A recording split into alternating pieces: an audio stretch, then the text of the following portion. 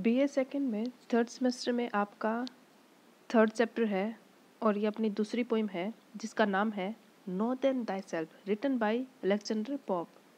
इस पोइम में पोइट ने इंसान के बारे में बात की है कि इंसान की स्थिति एकदम ना भगवान जैसी है ना जानवर जैसी है और इंसान को खुद को जानने पे ध्यान देना चाहिए न कि किसी और बात पर। तो इसको पोइम को हम स्टार्ट करते हैं।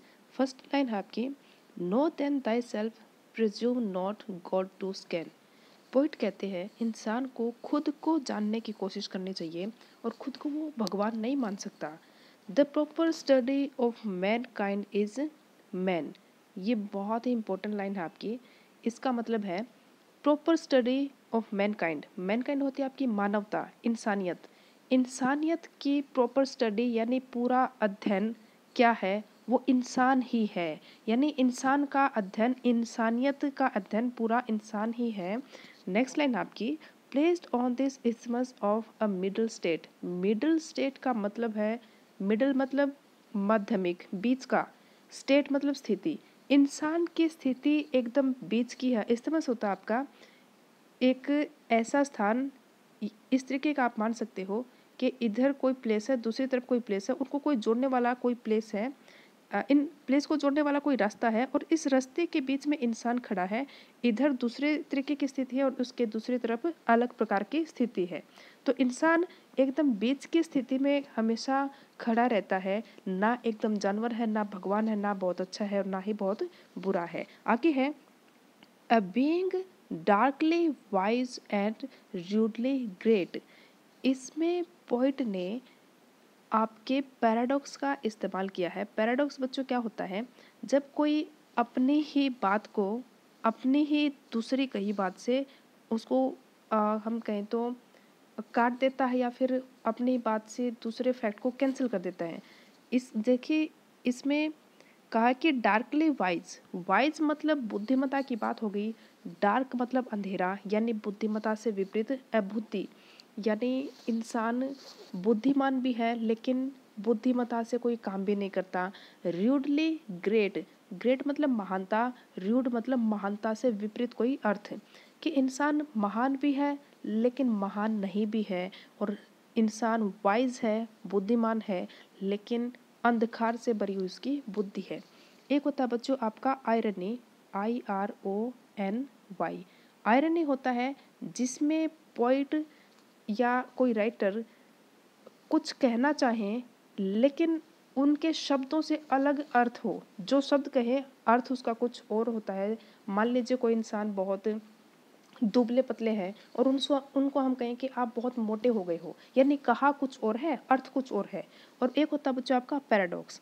पैराडॉक्स क्या होता है आपका, पैराडॉक्स में एक बार कोई स्टेटमेंट कह दी, उसके बाद दूसरी स्टेटमेंट से उसी बात को कैंसिल कर देना। एक और एग्जांपल आप देख सकते हैं, nothing is permanent but change. Change का मतलब है बदलाव और परमानेंट का मतलब है जो कभी नहीं बदलेगा, जो हमेशा स्थिर रहता है। यानी एक बार हम स्थिरता की बात करते हैं और दूसरी तरफ हम बदलाव की बात करते हैं। यह मैंने बस एग्जाम्पल दिया था। आपकी पोइम में एक पैराडॉक्स का इस्तेमाल किया गया है और क्वेश्चन पूछा जा सकता है कि पोइट ने पोइम में क्या क्या पैराडॉक्स का एग्जाम्पल दिया है, वो आपसे पूछ सकते हैं। आगे बढ़ते हैं पोइम में। नेक्स्ट लाइन है आपकी,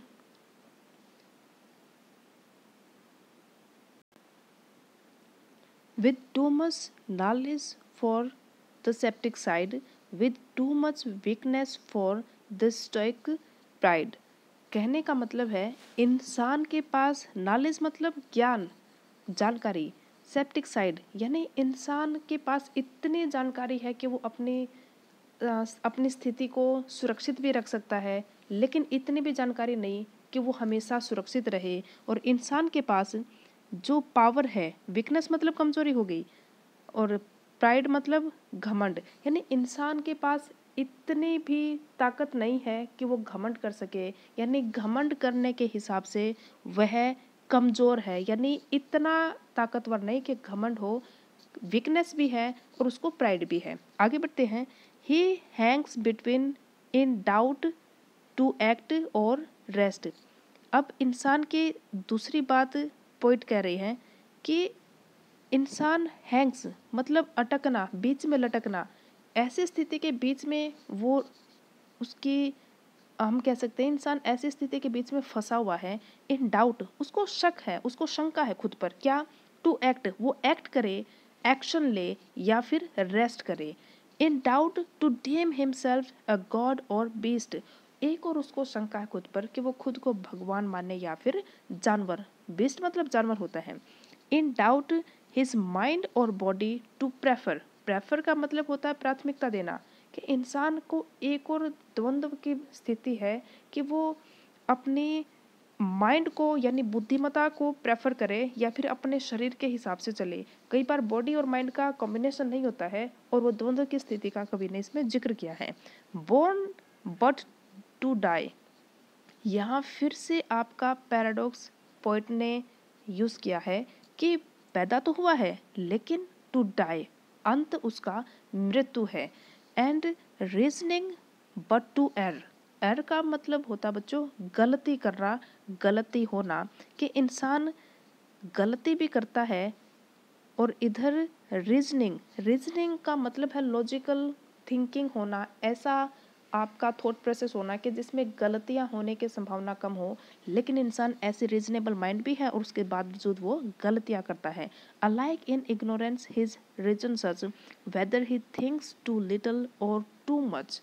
एक और बात की या द्वंद्व की स्थिति है इंसान में कि वो इतना ज़्यादा सोचता है या बहुत कम सोचता है, इस बात को लेकर भी उसको दुविधा है। chaos but of thought and passion all confused, उसके पैशन को लेकर, उसकी थॉट प्रोसेस को लेकर उसमें कंफ्यूजन यानी दुविधा का भाव है। स्टिल बाय हिमसेल्फ अब्यूज्ड और डिसअब्यूज्ड, वो खुद को क्या समझे, फिर से उसको समझ नहीं आता कि वो अब्यूज्ड और डिसअब्यूज्ड यानी खुद को किस स्थिति में पाए।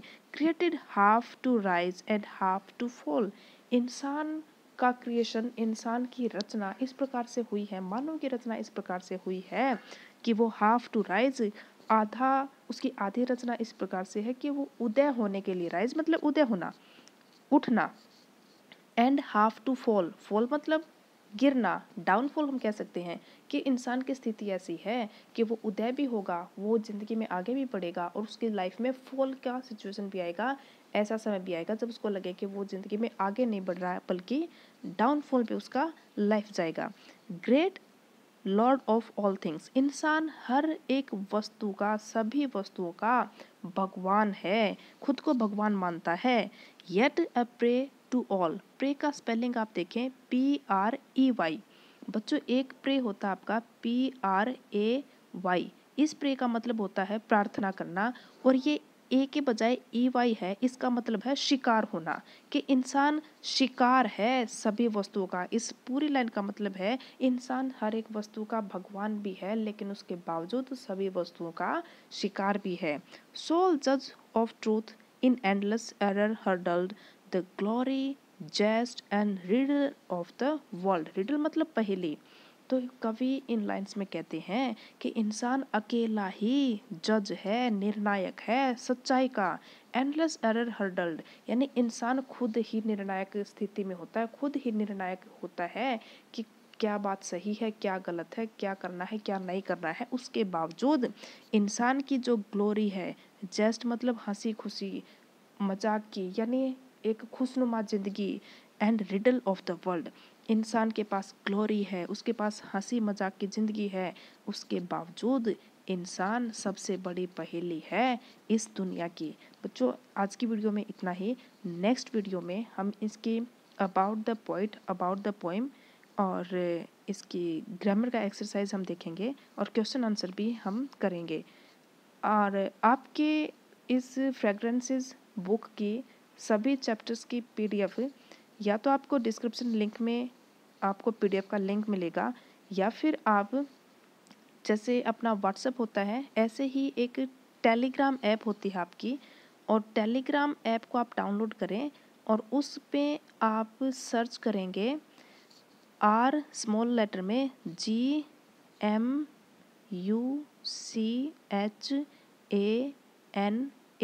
जब आप इसको सर्च करेंगे तो अपने यूट्यूब चैनल के नाम से आपको एक चैनल मिलेगा, उसमें सभी PDF आपको मिल जाएंगी।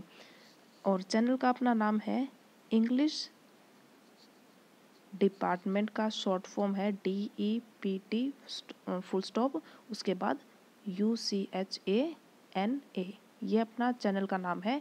और इधर ये सर्च करेंगे टेलीग्राम पे तो आपको चैनल मिलेगा, वहाँ से आप सभी PDF ले सकते हैं।